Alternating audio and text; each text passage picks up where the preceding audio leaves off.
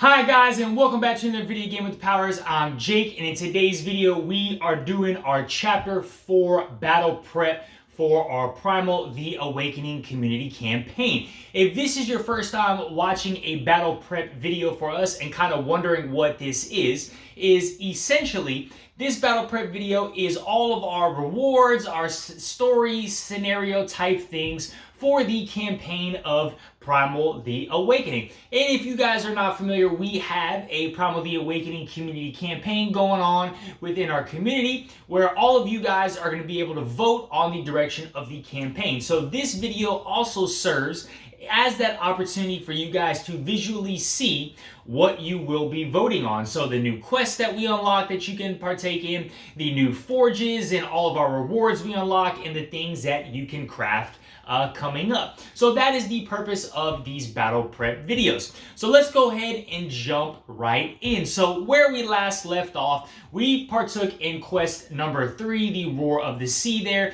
taking on that colossal crustacean known as the Corwan. And we were successful in defeating it. So now what we'll need to do is go ahead and read the conclusion. We'll need to go ahead and unlock some stuff, and we'll see all the rewards that we gain. So let's go ahead and jump down to the table where we got everything set up. All right, guys, so we are down here at the table where you can see quest number 3 here, that colossal crustacean. So we are victorious here. So we will need to go ahead and we will need to read this conclusion. So let's go ahead and dive and take a look at this. So the acrid smell of salt fills your nostrils while the sea pounds angrily against the rocks. Wounded and streaked with blue-tinged blood, you stare in fascination at the Corwan's huge broken shell. Your gazes are now hostage to its vivid colors glittering under the sun's rays. After a short rest, you move under a cloud-streaked sky toward the tall cliff overlooking the sea. As you climb higher, a sweeping view of the immense expanse of the teal sea opens before you. The tide seems to be receding slowly like a wild beast in its lair, and the creatures that followed it also seem to have returned to the briny depths.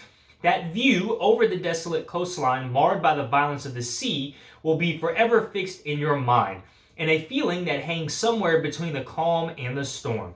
At the crest of the cliff, you listen to the incessant roar of the eye, a whirlpool of turbulent currents that open off the coast and seems to stare maliciously into the sky.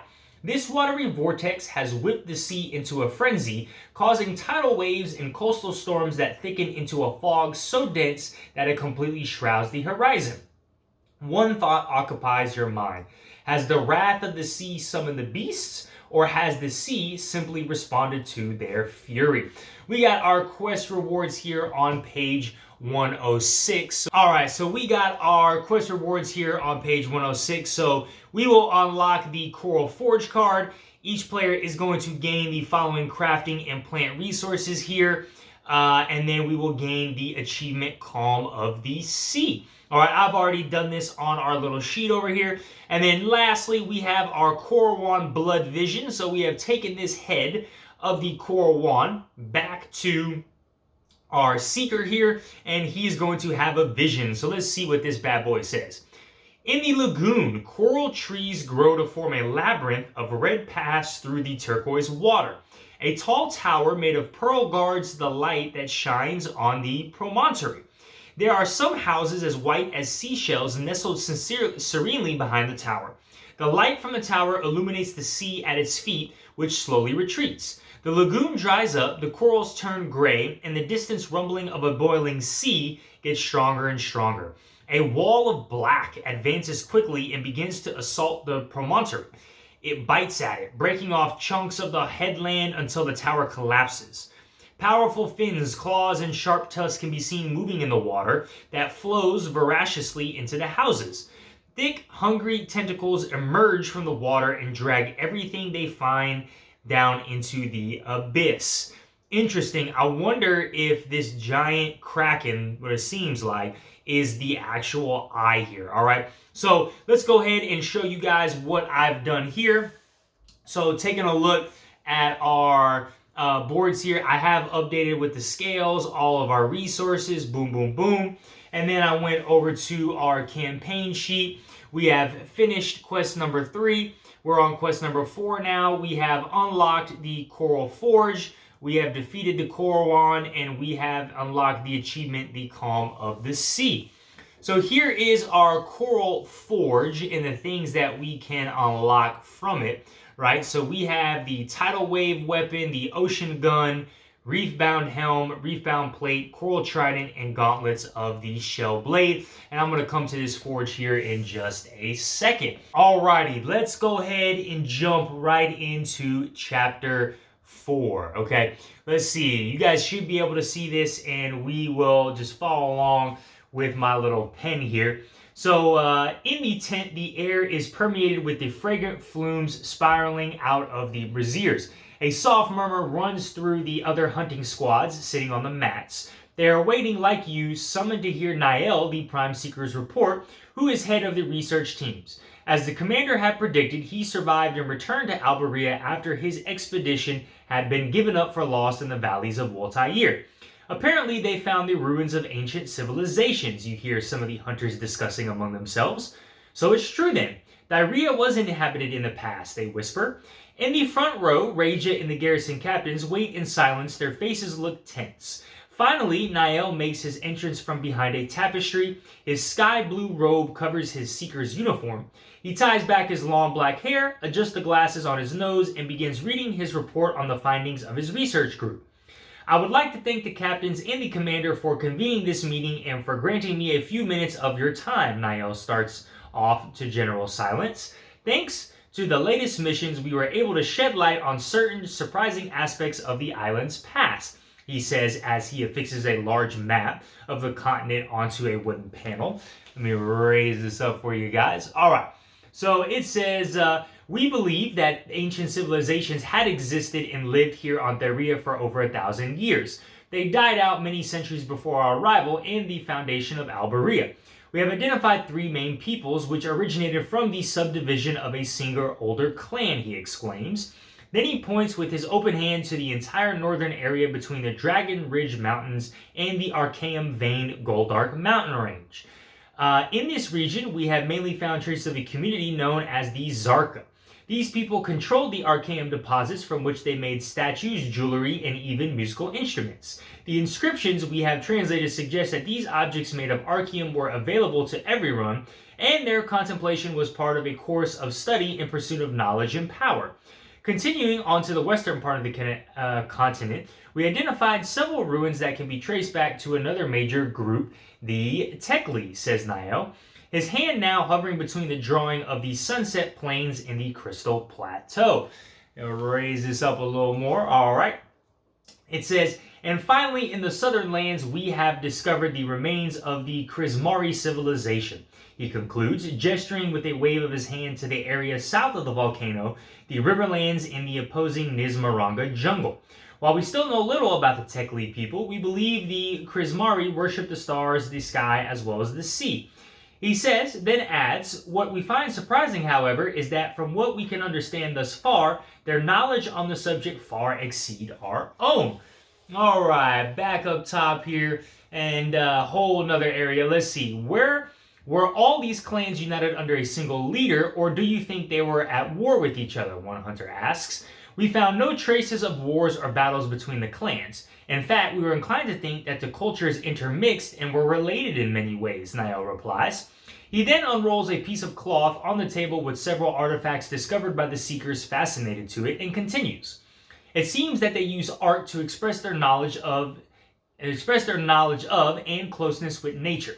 Indeed, nature is a recurring theme throughout all their artworks, sometimes shown as terrible and powerful, at other times as being in perfect harmony with humanity. But there's more, he continues, accompanied by the clinking of his medallion. All these groups painted and sculpted 3 creatures that we found intriguing, 3 great dragons. Niall pauses, observing the relentless and fascinated gazes of the hunters. Reza nods at him to encourage him to continue. The Prime Seeker takes a deep breath before plowing on. The first is the Ancient, often portrayed by the Tekli, who painted it with gold and green scales, entwined with ancient trees, and its body is decorated with countless faces with human or beastly features. The second, the Celestial, is represented by the Krismari people as a large feathered dragon depicted in the waves of the sea, but often also in the sky, surrounded by points of lights and constellations. The third dragon is the Indomitable. Right here is the mightiest of the three, depicted as black in color and accompanied by lightning and ferocious tempests as depicted by the Zarka civilization. Let's go ahead and move up. So, in the general astonishment, Niall feels the need to provide some explanation. We do not know whether these dragons were gods to them or if, on the other hand, they represented creatures that actually existed. Perhaps it was simply a way for each of the populations to visually represent the nature of Thyrea itself, a force that mankind worshipped, feared, and perhaps hoped to control by giving it form. You see the captains in the front row getting excited about the Prime Seeker's tale as the buzz of hushed chatter increases in the room. Niall, what have you found regarding the end of these civilizations? Do we know what happened to them? The commander asked pressingly in chorus with others. Unfortunately not. We simply don't know. The end of these cultures is mysterious. For now, we can do nothing more than speculate, Niall replies. A heavy silence has fallen in the tent, broken only by the howling of the wind blowing incessantly beyond the city walls. All right, guys. So here is a picture of the Prime Seeker right here. He's got a feathered pen. I wonder if he has went over there at that Nismaraga jungle to hunt some of those creatures.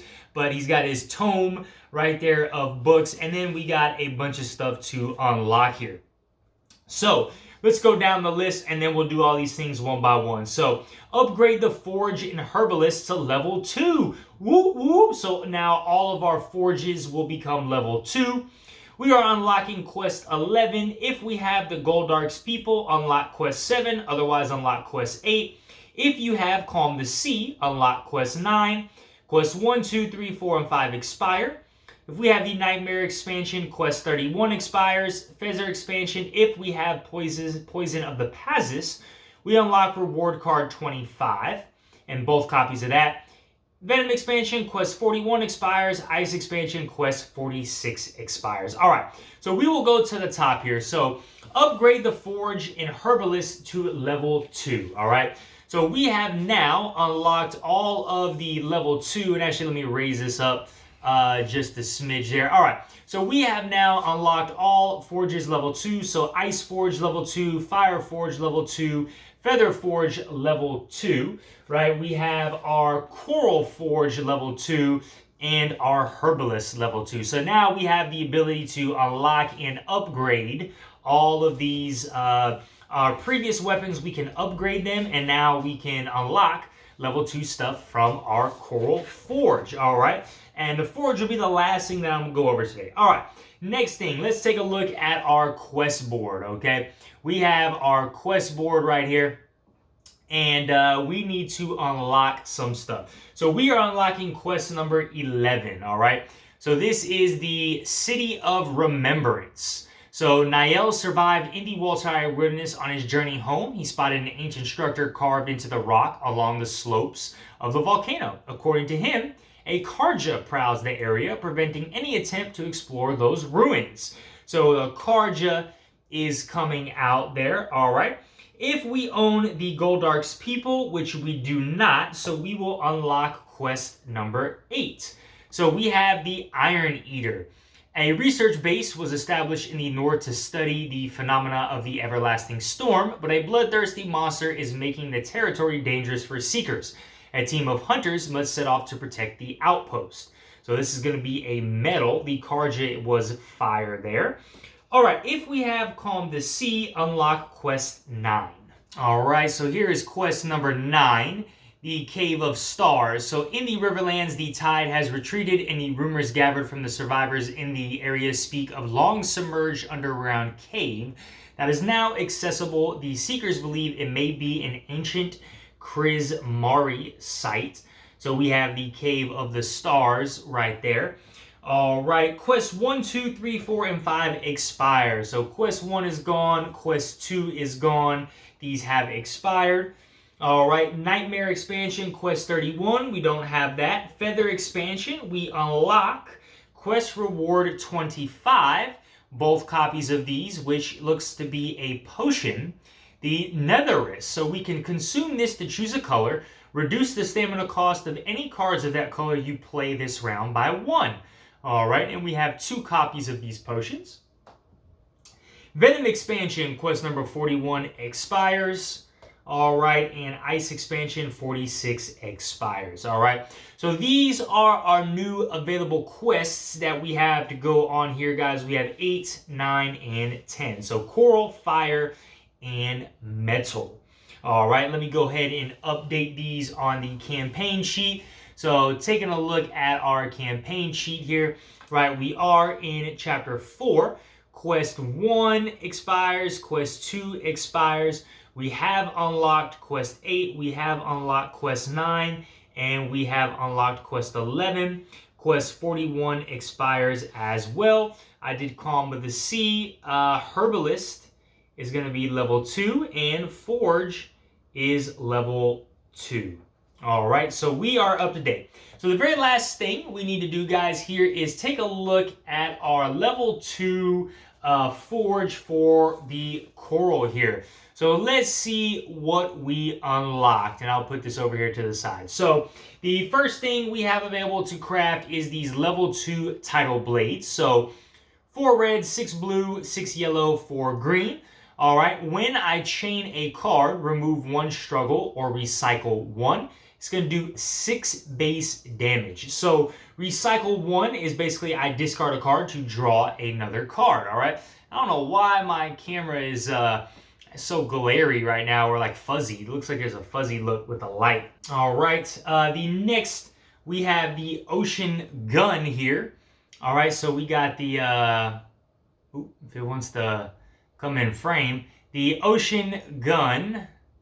All right, so 5 red, 6 blue, 4 yellow, 5 green. Whenever time we ignite, we get to recycle 1, and when I reload, I can heal 2. I'm going to do this once per turn, base damage of 6 as well. All right, camera acting wonky right now. Okay, next we have our Reef-Bound Helm. All right, so our Reef-Bound Helm here. If this wants to come in the camera as well, there we go. So at the end, I actually might be able to just put it face down and see if that works. Well, okay, you guys should be able to read it there. So Reef-Bound Helm, at the end of your action phase, you may reveal a blue from your hand. If you do, you may either heal 2 damage or search your discard pile for a card of your choice and shuffle it into your deck. This is going to give me 10 health. Wow. Next, we have the Reef-Bound Plate. All right, Reef-Bound Plate. So anytime I inflict a wound, I get to heal for 2. At the start of my turn, search your discard pile for a card of your choice, shuffle it into your deck. This is going to provide me with 12 health. All right, next we have the Coral Trident here. So this is going to be an accessory.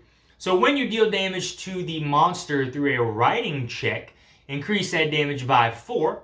Your action cards are considered to have an additional stamina icon for the purpose of riding check. All right. And the last one we have is the Gauntlet of Shellblade. All right. When you avoid attrition damage, add to the top card of your discard pile to your hand. That card is a red. Deal 5 damage. So these are the new level 2 items that we were able to craft after defeating the Coron with our coral elements. Alright guys, well that is it for our chapter 4 battle prep video. We've unlocked a new level on our forges, being able to craft stronger, more powerful items, because we are now going to be taking on stronger, more powerful monsters. Alright, go ahead and check out, or go ahead and be on the lookout in our community pages for all those polls to see what you guys are going to vote on next. Alright, if you guys enjoy this content, smash that like button, hit that notification bell. And if you guys are not subscribed to our channel, please go ahead and subscribe so we can keep bringing you some more awesome content. Alright guys, have a great one. Bye.